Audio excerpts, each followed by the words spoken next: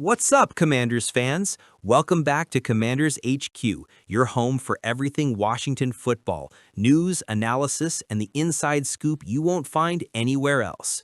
Before we get into today's big update, let me just say this. The Commanders are a team that refuses to settle. After a roller coaster start to the season, Dan Quinn and Adam Peters are making it clear. This roster is a work in progress, and every single move is about getting better, competing harder, and finding the right formula to bring winning football back to DC. If you love seeing the front office staying aggressive and doing whatever it takes to win, do me a favor, hit that like button right now. It really helps us grow this community of die-hard Commanders fans who live and breathe burgundy and gold. All right, let's dive into the latest headline. The Washington Commanders are pursuing veteran wide receiver Treylon Burks, a former first-round pick who could help fix one of the biggest problems on this team right now. Let's be honest, this Commanders offense hasn't looked like the unit many expected coming off last year's NFC Championship appearance. After a frustrating Monday night loss to the Chicago Bears, Washington sits at 3-3, second in the NFC East and just outside the playoff picture at the 12th seed in the NFC. And the reason? Offensive inconsistency. Quarterback Jaden Daniels has battled through injuries, missing time with a knee issue, while his top weapons have been in and out of the lineup. Austin Eckler's season-ending injury was a huge blow. Terry McLaurin and Noah Brown have each missed games. Deebo Samuel is fighting through a heel issue. Even Zach Ertz, who started strong, has been playing through nagging pain. Without rhythm, without health, this offense has struggled to find its spark. And that's why Adam Peters is once again going into problem-solver mode, bringing in a player who could provide depth, size, and potential big play ability, Treylon Burks. For those who might not remember, Treylon Burks was a highly touted prospect coming out of Arkansas in 2022, selected 18th overall by the Tennessee Titans. At 6'2" and 225 pounds, he had all the traits you want in a modern receiver: physicality, contested catchability, and yards after catch potential. But Burks' NFL journey has been rough. He's only managed 53 catches for 699 yards and 1 touchdown across 3 seasons, limited by poor quarterback play, inconsistent offensive schemes, and most importantly, injuries. He tore his ACL in 2024 and then fractured his collarbone in training camp this year. That's a brutal stretch for any young receiver trying to find his footing. The Titans eventually released him with an injury designation, and for a while it looked like Burks might fade out of the league. But now he's cleared to return and hungry for a new opportunity. And that's where Washington comes in. Let's not sugarcoat it. Washington's wide receiver room has been in survival mode. Against the Bears, the Commanders had to call up 2 practice squad receivers, and the team's leading catcher wasn't Deebo Samuel, wasn't Terry McLaurin, wasn't even a tight end. It was Chris Moore, a depth receiver who stepped up in a pinch. Meanwhile, Samuel was held to just 15 yards on 4 catches. That tells you everything you need to know about the current state of the passing attack. Burks, if healthy, provides something this team desperately needs: a big, physical body who can stretch the field and win 50-50 balls. He's not just another body. He's a player who fits the type of receiver Dan Quinn and offensive coordinator Cliff Kingsbury like to use. Someone who can take pressure off the stars and give Daniels another weapon to trust on the outside. Even if McLaurin and Noah Brown are trending toward returning soon, the truth is simple: you can never have too much depth. Injuries happen, rotations shift, and when the Commanders' offense loses 1 or 2 of its top playmakers, we've seen how quickly things stall. So adding Burks is not just about plugging a short-term hole, it's about protecting your quarterback and giving your offense options. Now, speaking of top playmakers, there's finally some good news. Terry McLaurin returned to practice this week for the first time since injuring his quad in that Week 3 win over the Raiders. That's huge. Dan Quinn said McLaurin is trending in the right direction for Sunday's divisional matchup against the Dallas Cowboys. And Jaden Daniels made it clear just how much that means to the offense. I think he'd come back and contribute in the way that he always does. Obviously, getting him back would be good for us offensively. And he's right. McLaurin's leadership, precision route running, and clutch playmaking can't be replaced. In his last game against Dallas, he went off for 102 yards and a touchdown, proving once again that he shows up when the lights are brightest. But Washington will need more than just McLaurin's return.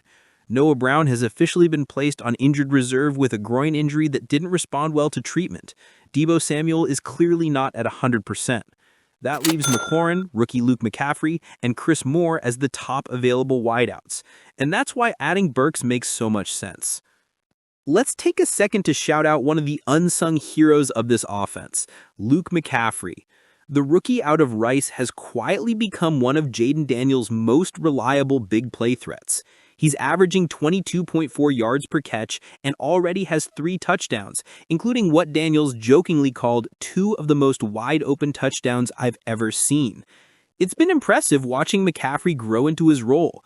But as good as he's been, the Commanders can't expect a rookie to carry the load for long stretches, especially when the offense is still trying to rediscover its rhythm.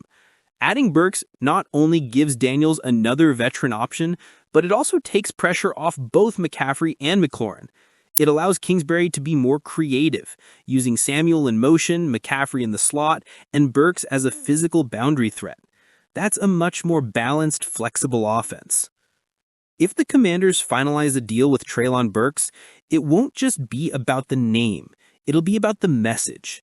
It says this team refuses to be passive. They're not going to watch the season slip away while waiting for players to heal.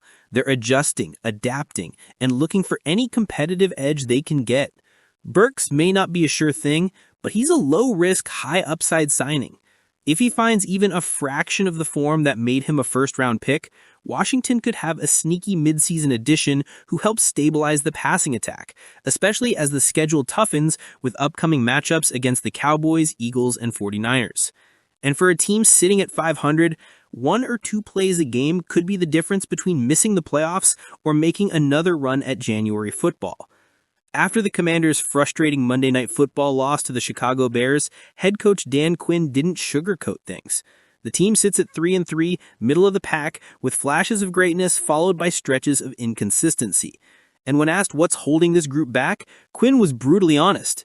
Just the fact that we haven't done complimentary football as well as we need to in the 6 games, Quinn said.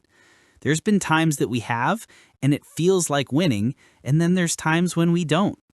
We had a chance at the end of the half to get some points and missed those spots. The more we can lean into one another, the better it is for us. That's plain and simple.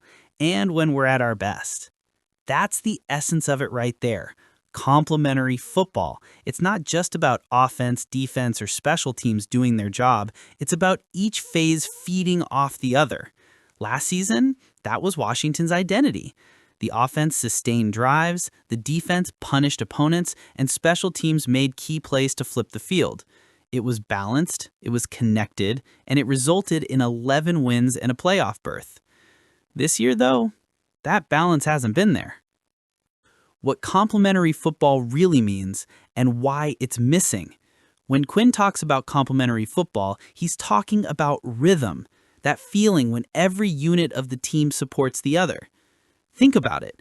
When the offense goes 3 and out, the defense gets gassed.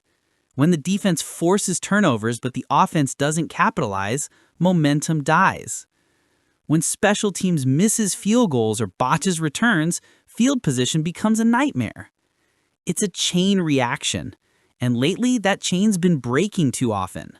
Against the Bears, we saw it in full display. The defense held strong early, but got no help from an offense that turned the ball over 3 times and missed a field goal. Even in sloppy weather, the Bears adjusted, Washington didn't. When the Commanders needed a big play late to protect their slim lead, it never came. A crucial fumble sealed the loss, and Quinn's frustration was visible. This isn't a talent issue, it's a timing issue.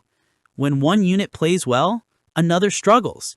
When one side needs a spark, the other flickers out. That's the complementary part Quinn is talking about. That flow, that balance that turns good teams into great ones. Of course, we can't ignore the obvious. Injuries have absolutely hammered this team. Terry McLaurin has missed 3 straight games with a quad injury. Noah Brown has missed 4 and was just placed on injured reserve. Deebo Samuel Sr. is battling a heel injury and clearly not himself. Against Chicago, that left Chris Moore as the team's leading receiver with just 46 yards. And when that's the case, it's tough to win football games in the NFL. Luke McCaffrey hauled in a long touchdown on busted coverage, and rookie Jalen Lane made a great grab downfield. But beyond those flashes, the passing game was stuck in neutral. Jaden Daniels was forced into checkdowns to Zach Ertz, and the offense couldn't sustain drives when it mattered most. Meanwhile, the weather didn't help. Steady rain turned the football into a bar of soap, leading to that brutal fumble in the fourth quarter. But, as Quinn said afterward, that's no excuse. Both teams played in the same conditions. The Bears protected the football. The Commanders didn't. And that's the difference between a win and a loss in the NFL. When the offense sputters, the defense pays the price, and we saw that again Monday night. Dorrance Armstrong continues to be a bright spot, one of the top pass rushers in the league so far this season. But with injuries piling up across the front seven, including Dietrich Wise being out for the year and Javonte Jean-Baptiste sidelined long-term, the defense has been stretched thin. And yet, Quinn's message to his players is clear. Keep fighting, keep trusting, and keep leaning on one another. That's what made this team special a year ago. When adversity hit, the Commanders didn't fold. They found ways to win ugly games. They made key stops in the fourth quarter. They finished drives. That's the formula Quinn wants back, and it starts with getting back to that complete team-wide effort. Now, here's where things get really interesting. The Commanders are heading to Dallas for a huge Week 7 matchup against the Cowboys, a divisional game that could define the tone for the rest of the season. And there's a good chance they'll get their captain back. Terry McLaurin practiced for the first time since his quad injury, and Quinn said he's trending the right direction. Jaden Daniels couldn't hide his excitement. Obviously, getting him back would be good for us offensively. No kidding. McLaurin's leadership, route running, and chemistry with Daniels could be exactly what the offense needs to reestablish its rhythm. McLaurin went off for 102 yards and a touchdown in his last game against the Cowboys, and this Dallas defense, under a new coaching staff, without Micah Parsons, isn't quite the same juggernaut it used to be. If there's ever a time for the Commanders to rediscover their groove, it's now. Here's the thing. Dan Quinn isn't panicking. At 3-3, this team is far from out of it. The defense still ranks among the top half of the league for pressures. Jaden Daniels, despite the turnovers, has shown poise and playmaking ability. The young wide receivers like Luke McCaffrey are stepping up. But Dan Quinn knows something the stat sheet doesn't show, that football isn't won by one side of the ball. It's won when all three phases connect. Complementary football is about trust, trusting that your teammate will execute his job so you can focus on yours. That's the missing ingredient right now. And if Washington can find that chemistry again, the team we saw last year, the gritty, resilient, never out of it Commanders, could reemerge just in time to make another playoff push. This is exactly the kind of move that defines a front office like Adam Peters's. Calculated, smart, proactive. Treylon Burks might not be the star he was projected to be coming out of college, but sometimes all it takes is a change of scenery and a quarterback who believes in you to bring it all together. Washington's offense needs a jolt, and Burks could be that spark. But what do you think, Commanders fans? Would you like to see Treylon Burks in burgundy and gold? Do you think he could make an impact, or should Washington stay focused on developing its younger wide receivers? Let me know your thoughts in the comments below. I love hearing from you guys.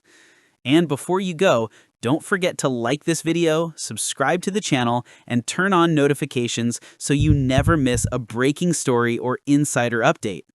Because here at Commanders HQ, we're not just covering the team, we're living it with you every single day.